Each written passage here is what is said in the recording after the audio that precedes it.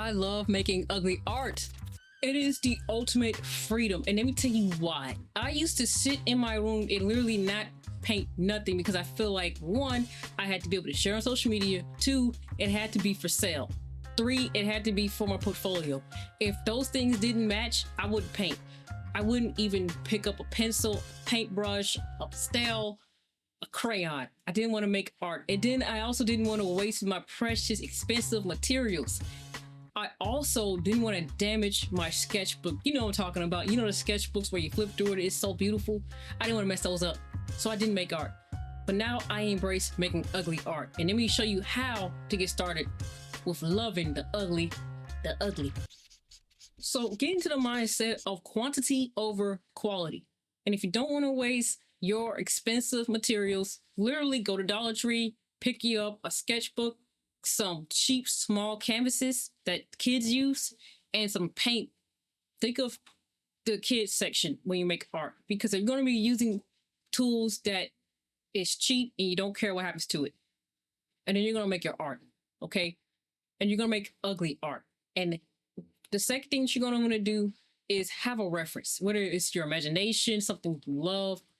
You're going to have your reference, but you're going to paint it pretty fast. You're going to just set a timer and just get it done. It's like a big sketch.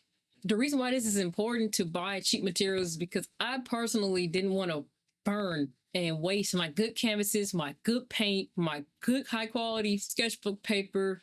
I didn't want to waste it. And because of that, I just made me feel stuck. I didn't want to move. You're not going to grow if you have the mindset of only making big pieces. You have to experiment, you have to sketch, you have to try new things. And to get comfortable trying new things is by buying cheap materials. Show Your Work is one of my favorite books. One thing in this book is about the process is messy. And you have to believe the process is messy because we're making art here, okay? We're using our scrambled minds and turning a blank canvas into something. Not everybody can do it. Not everybody is an artist.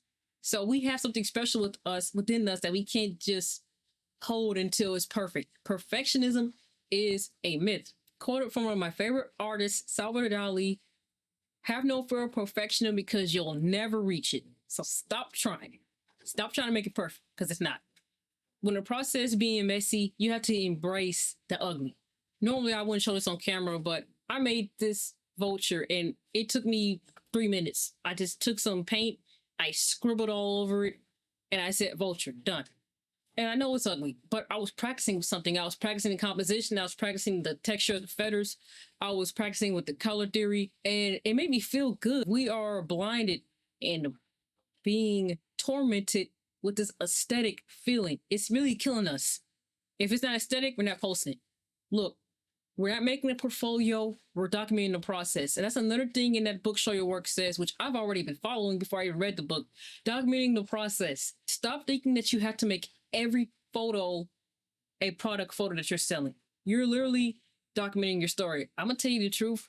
When I post my art online, for some reason, when I post a finished piece, it doesn't get that much attention. But when I post the sketches or the work in progress, that gets more love. And that's because people generally love to see the creative process.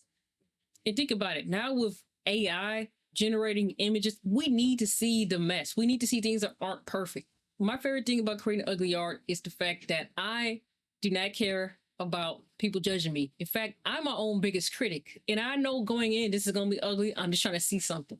As a professional photographer, being judged on my work because I have to be, because I'm giving it to clients, has made me not really want to ask anybody for their opinion anymore. I really don't care what they think.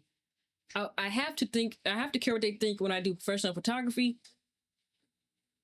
And that's my job. That is what it is. But when it comes to my other favorite form of art, which is painting and drawing, I don't really care what anybody thinks. I paint because I enjoy it. And knowing that I used to be a perfectionism, which slowed me down, having the mindset of knowing it's going to be ugly and me not judging it so hard has gave me the kind of freedom that I never thought I would have. If you remember when you were young and you used to paint on the walls or maybe color in your coloring book and you thought it was the best thing ever. And if you look at it now, you're like, damn, that's ugly. That's what kind of mindset you need to have. When you paint, when you try something, do it for the love of trying. Don't treat it like it has to be for sale. You know when you're selling something, you know when you're doing a commission, but this is just for the love of creating. And the more you create, the better you get, the more styles you get to try out, the more experience you get, and the more comfortable you get with making things. And you'll even truly find your artistic voice. I believe that everybody has a signature, you know, when you write, everybody has a different writing style. Well, that's how your art style will develop because you've been tried so many times. And if you want to know how to make art when life gets busy, then be sure to watch this video right here. It's bad.